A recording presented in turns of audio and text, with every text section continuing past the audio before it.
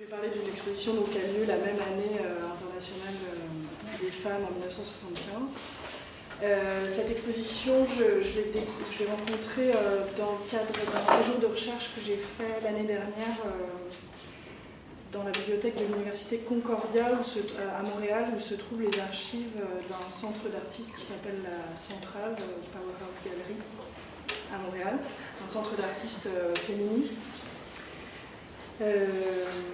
Et qui est créé en 1973 et qui s'affirme à ce moment-là comme la troisième galerie en Amérique du Nord dédiée aux artistes femmes, après la Galerie R à New York et puis la Woman House à Los Angeles, qu'on a toutes les deux mentionnées aujourd'hui. La galerie Powerhouse, qui s'appelle aujourd'hui la Centrale, le nom a switché entre l'anglais et le français, s'appelle aujourd'hui la Centrale Galerie Powerhouse, à l'époque c'est Powerhouse. Et l'un des espaces à avoir accueilli l'exposition intitulée Art Femmes, qui est donc organisée en avril 1975 à Montréal et qui se présente comme la plus grande exposition d'œuvres d'artistes femmes jamais organisée au Canada. Donc 1975, on l'a vu lors de la présentation précédente, l'année internationale des femmes, et c'est à cette occasion-là que l'exposition est organisée. Elle se tient dans plusieurs lieux, aussi dans une galerie qui s'appelle Sadie Bronfman, et au YMCA Center et au musée d'art contemporain de Montréal, en plus de la Powerhouse Gallery. L'événement est financé par le ministère des Affaires culturelles et est porté par un comité d'organisation d'une trentaine de personnes, parmi lesquelles plusieurs membres de la galerie Powerhouse, ainsi que d'autres acteurs de la scène artistique montréalaise. Elle fonctionne avec un système de jury qui est composé de 7 personnes, et le seul critère pour pouvoir proposer une œuvre à ce jury était d'être une artiste femme travaillant au Québec. Donc le jury a reçu 2000 œuvres, 150 ont été sélectionnées pour 94 artistes exposés. L'événement produit aussi, l'exposition sont aussi organisées dans le cadre de l'exposition des événements, donc des lectures, des performances, des événements de danse, et puis aussi des rencontres et des débats au sujet du travail des artistes femmes en général. Donc là, c'est une photographie d'un débat qui s'appelle Women Artists Speak Out, qui a été hébergé par la Centrale, par Powerhouse Gallery.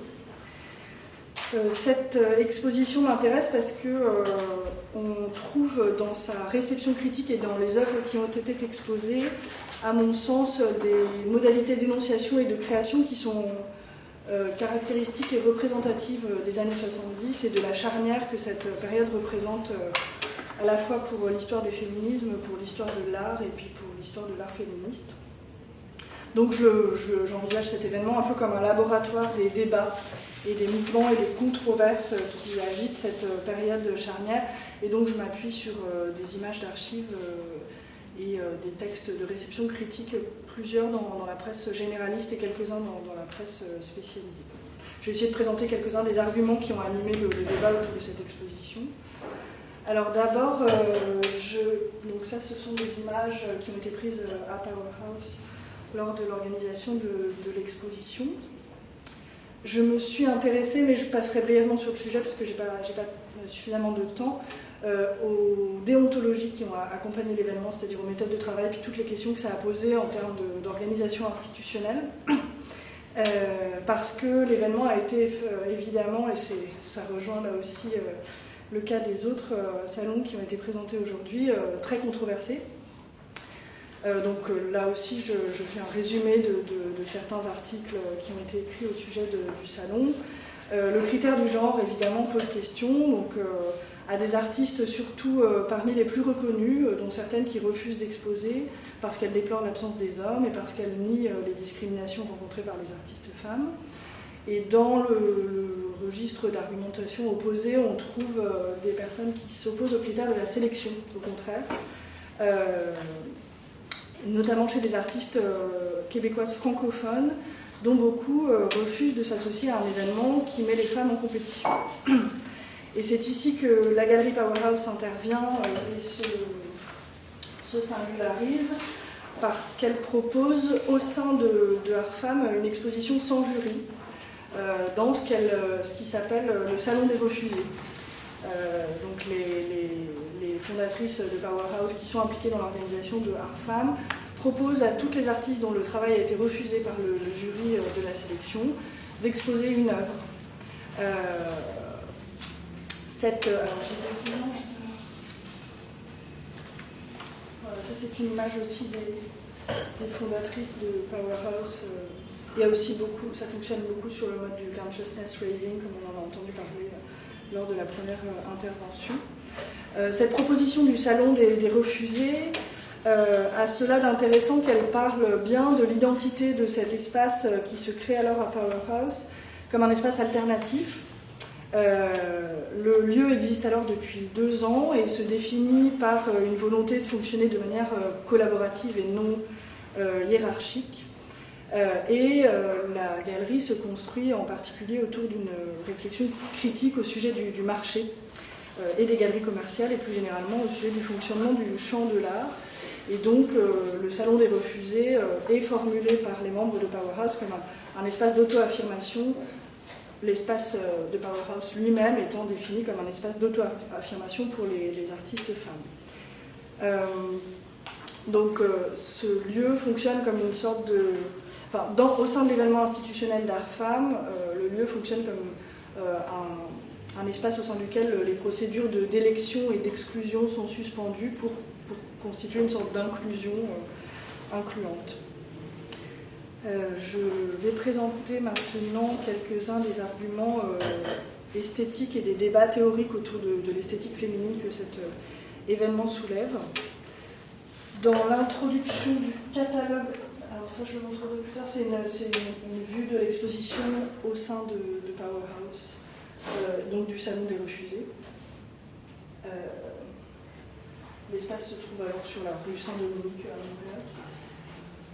Et donc, c'est un extrait de l'introduction du catalogue d'exposition d'Art Femme qui est écrit par Fernande Saint-Martin, qui est alors directrice du Musée d'Art Contemporain.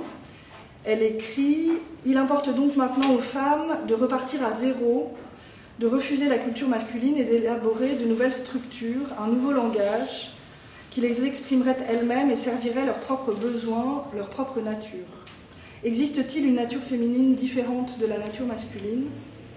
Car si l'on a pu dire que ce sont les hommes qui ont réalisé les plus grandes œuvres réunissant les caractéristiques que l'on voudrait attacher à un art dit féminin, c'est que la femme a été jusqu'ici définie par des stéréotypes culturels masculins, le mou, le flou, le délicat, l'intériorisé, l'irrationnel, etc. À travers un langage artistique aux structures encore largement masculines, il faudra donc être attentive aux déviations, aux transgressions et aux contradictions qui, affirmées avec assez de force, serviront de jalon dans la connaissance d'une réalité féminine encore presque totalement inconnue.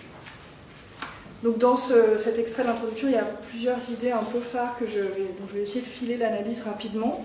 L'idée d'abord que les femmes doivent trouver leur propre nature, donc l'idée de propriété intrinsèque au féminin. L'idée ensuite d'une recherche de nouveauté, cette volonté de repartir à zéro, donc de faire table rase, c'est-à-dire presque l'idée qu'il y aurait un en dehors possible des structures que Fernande Saint-Martin décrit comme étant encore largement masculines. Et cette nouveauté est à chercher dans ce qu'elle appelle une esthétique féminine qui serait définie de manière stéréotypée par sa différence vis-à-vis d'une esthétique masculine et résumée par le flou, le mou et le délicat, ainsi que l'irrationnel et l'intériorisé, pour reprendre ces termes. Le sujet des caractéristiques esthétiques spécifiquement féminines se trouve en filigrane dans la plupart des articles qui commentent l'exposition, tandis que Fernande Saint-Martin suggère que ces critères sont des stéréotypes. On trouve aussi des discours qui les valorisent. Par exemple, on fait ici mention de la nature sensuelle et crémeuse des œuvres qui se trouvent en particulier à Powerhouse. C'est un article qui est écrit par un critique qui s'appelle Henri Lehmann dans le Montréal Star, un journal anglophone. Il écrit « Le fait de savoir s'il existe ou pas une esthétique féminine est une question très controversée. Stancia Plantegna, l'une des organisatrices d'Art Femme et membre fondatrice de Powerhouse, pense qu'il existe une sensibilité féminine spéciale. Elle dit « Les artistes femmes sont plus en contact avec leur sensualité, elles sont elles-mêmes, tandis que l'art est devenu une sorte de jeu. Elles sont en dehors du mainstream, et cela a ses avantages. Les œuvres, spécialement à Powerhouse, ont une nature sensuelle et très crémeuse. » Donc, autour du flou, du mou et du délicat, il y a un point de vue qui s'énonce, que l'on peut qualifier d'essentialiste, qui tend à formuler et à concevoir la possibilité d'une sensibilité et donc d'une esthétique spécifiquement féminine. Ce point de vue est soutenu aussi, donc là c'était plutôt sur les aspects formels, mais par des considérations au sujet des aspects symboliques de cette sensibilité, argumentation qui s'appuie notamment sur la psychanalyse, avec l'argument d'une structure d'un inconscient sexuel différencié. Donc, Fernande de Saint-Martin, dans un autre texte qui est publié, une interview, dit « Depuis Freud, on sait, à cause des divergences érotiques et émotives, que les structures masculines ne sont pas comme les structures féminines. On ne connaît cependant qu'un seul inconscient, défini implicitement comme étant de nature masculine. Quel est donc l'inconscient féminin? Les femmes ne le connaîtront que lorsqu'elles l'exprimeront. »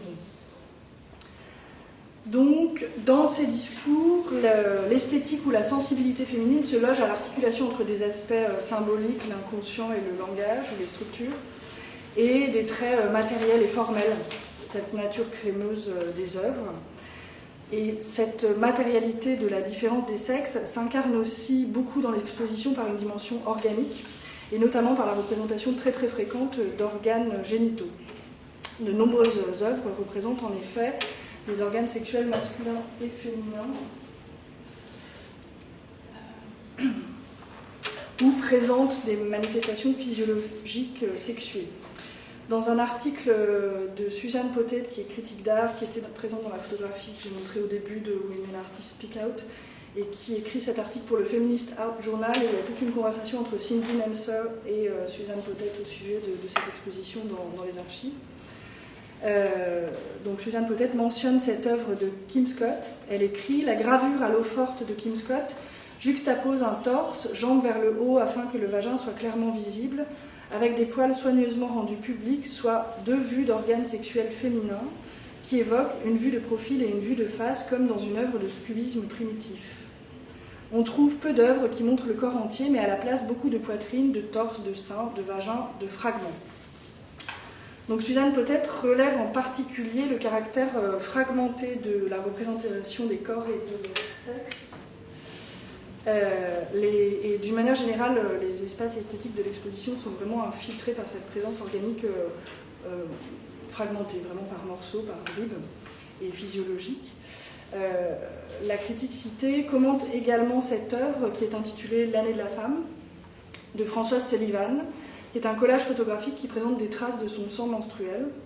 Et l'auteur relève le commentaire ironique, évidemment, de l'artiste qui, avec le titre de l'œuvre, fait référence à l'événement politique de cette année internationale à travers une réalité physiologique et très crue. Et voilà pour ce qui est des arguments en faveur de la sensibilité féminine. À l'opposé de cette argumentation, qui lie féminin et puis matérialité organique, on trouve des discours qui, au contraire, soutiennent que les filiations esthétiques et stylistiques sont les plus pertinentes pour parler des œuvres et plus pertinentes que les appartenances de leurs auteurs, les appartenances genrées de leurs auteurs. J'ai relevé ces propos chez deux critiques, des hommes, Henri Lehmann que je viens de citer, et puis Gilles Toupin.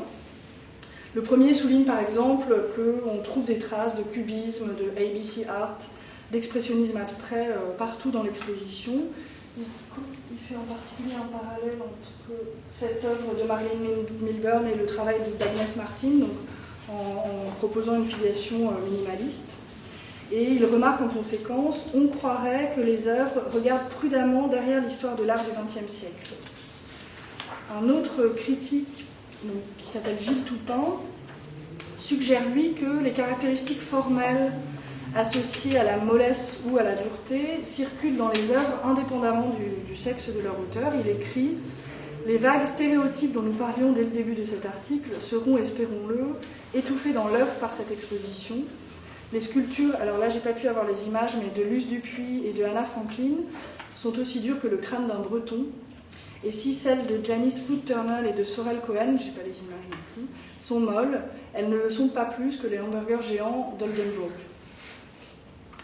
On remarque que dans ce commentaire, on ne donne des hommes que leur nom de famille. Il s'agit d'un Breton et de Oldenburg, tandis que les femmes sont nommées par leur prénom et par leur nom de famille. Et Henri Lehmann conclut « Finalement, je crois qu'il est naïf de relier ces sujets à une nouvelle esthétique féminine. La forme et le contenu sont mêlés, ce serait les conjurer que de vouloir les séparer. Bien que la plupart des œuvres travaillent ce qui en est arrivé à être considéré comme des sujets féminins, elles n'en restent pas moins à replacer dans des courants artistiques majeurs. » Donc on observe ici une volonté de rattacher les œuvres à des courants esthétiques dominants et à une histoire au temps long dont la temporalité s'oppose à la table rase mentionnée par l'argument plutôt tourné autour de l'esthétique féminine. Le fait de replacer les œuvres d'art femme dans des courants artistiques majeurs est un levier argumentatif aussi très important dans la réception critique et qui se construit en contrepoint de celui de l'esthétique ou de la sensibilité féminine. Pour finir, je mentionnerai la présence de la performance dans cette exposition qui, à mon sens, vient donner une complexité, une subtilité et une touche d'ironie aussi à ces débats.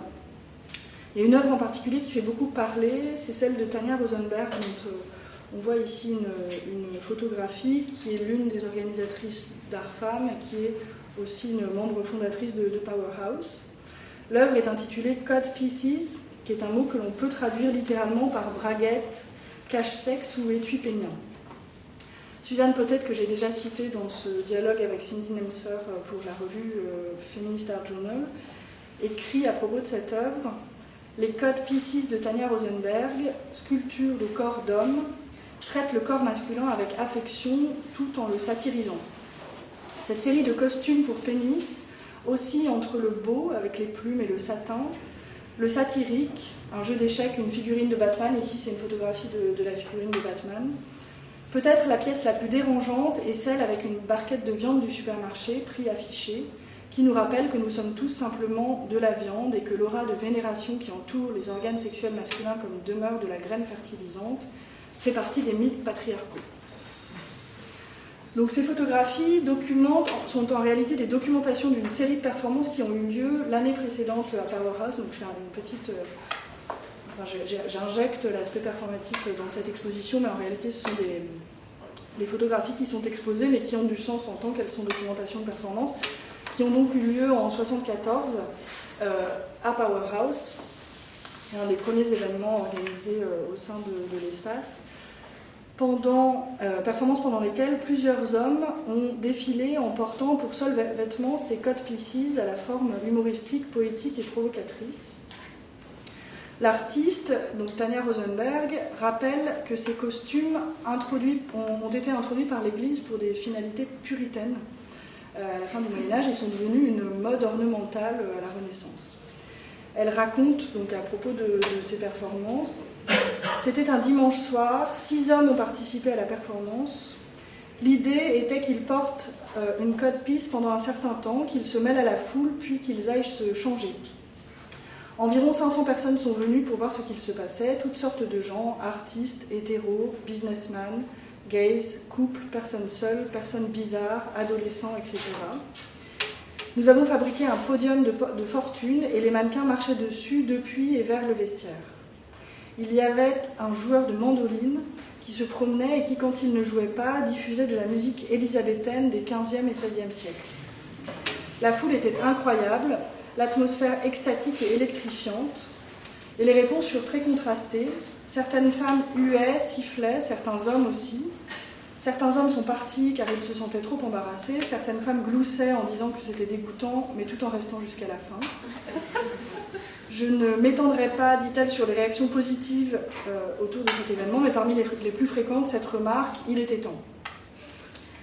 Tania Rosenberg présente cette œuvre plus en profondeur, mais là non plus, je n'ai pas le temps d'aller dans le détail, mais à travers différents aspects. C'est une satire qui vise à démystifier le corps masculin. C'est une prise de position féministe à propos des rôles genrés. Et surtout, elle insiste beaucoup sur le fait que c'est une œuvre qui est sérieuse et qui est drôle à la fois. Une première lecture pourrait s'arrêter à l'idée que cette œuvre met en scène le corps féminin, le corps masculin comme objet sexuel, dans un retournement des rapports de désir scopique hétérosexuel.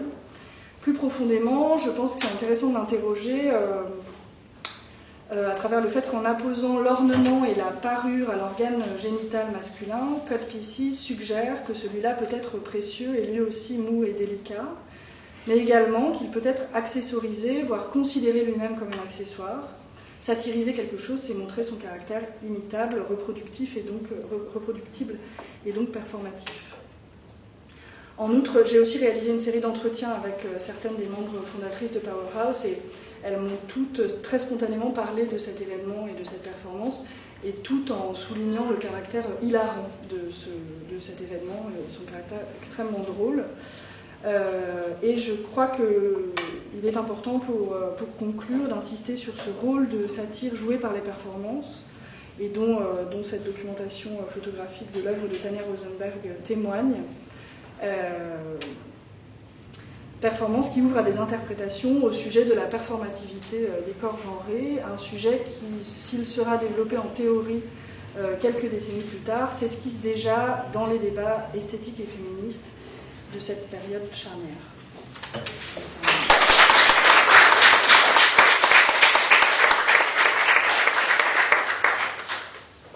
Y a-t-il des questions ?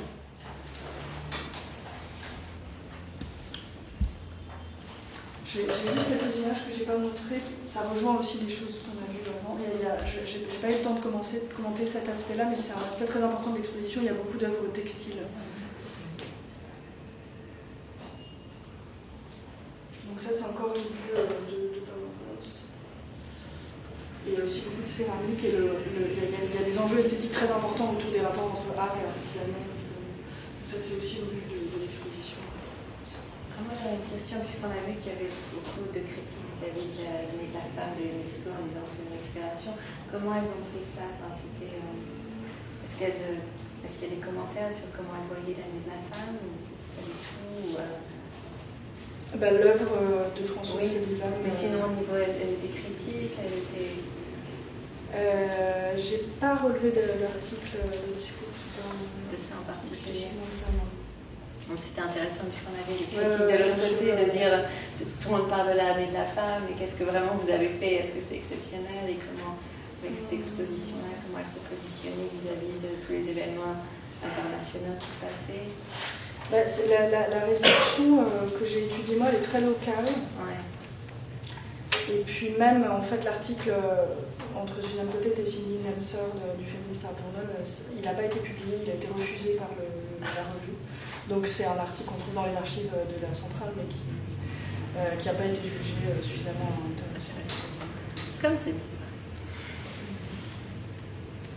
Donc j'ai pas vraiment d'idée non plus de la réception en dehors du Québec de cette. Oui, mais simplement quand vous avez interviewé les gens, si vous avez des idées sur cette. Non, on n'a pas parlé sur le district. D'autres questions? Et il n'y avait qu'une seule occurrence du coup de cet événement-là, sous ce format-là au Québec, je veux dire ce format un peu salon consacré à des artistes femmes, c'était que cette occurrence en 1915. Le centre d'artistes continue, donc en fait ça c'est son propos depuis 1973 et ça l'est encore. Il y a encore aujourd'hui des expositions par raison de... Mais pas sous cette forme-là de jury. Mais pas sous cette forme-là de jury. Non, pas à cette échelle. Enfin, en tout cas, moi je connais les décennies 70 et 80, je peux pas trop parler pour après, mais pas dans cette décennie.